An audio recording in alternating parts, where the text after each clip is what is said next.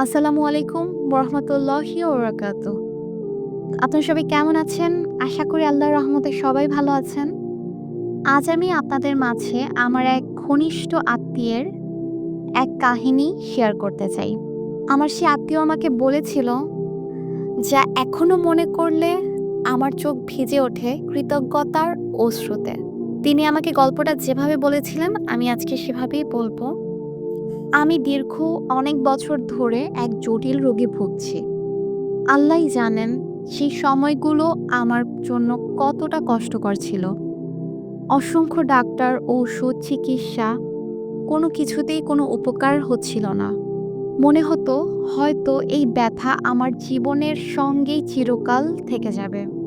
কিন্তু আল্লাহর রহমত যে কত বড় তা আমি উপলব্ধি করেছিলাম আমার প্রথম ওমরা সফরে। ২০২৩ সালের সেই সফরের কথা আজও মনে আছে। কাবা শরীফের সামনে দাঁড়িয়ে চোখ ভরা অশ্রুতে আমি জমজমের পানি পান করেছিলাম। আর সেই মুহূর্তে আমি আল্লাহর কাছে শুধু একটি দোয়া করেছিলাম, হে আল্লাহ, আমার এই রোগ থেকে আমাকে তুমি মুক্তি দাও। প্রিয় দর্শকবৃন্দ, আল্লাহর শপথ, সেই সফরেই আমি এমনভাবে সুস্থ হয়ে গেলাম যেন কোনো দিন আমার শরীরে সেই রোগই ছিল না। হাওয়ার মতো মিলিয়ে গেল আমার বহু বছরের কষ্ট। আলহামদুলিল্লাহ, আলহামদুলিল্লাহ, আলহামদুলিল্লাহ। রাসূলুল্লাহ সাল্লাল্লাহু আলাইহি ওয়াসাল্লাম বলেছেন, জমজমের পানি যেই উদ্দেশ্যে পান করা হয় আল্লাহ তা কবুল করেন। সুবহানাল্লাহ।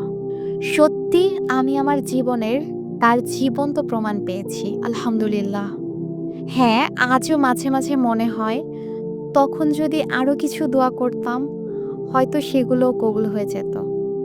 তবে এই অলৌকিক অভিজ্ঞতা আমাকে শিখিয়েছে আল্লাহর কাছে দোয়া করতে কখনোই দ্বিধা করা যাবে না।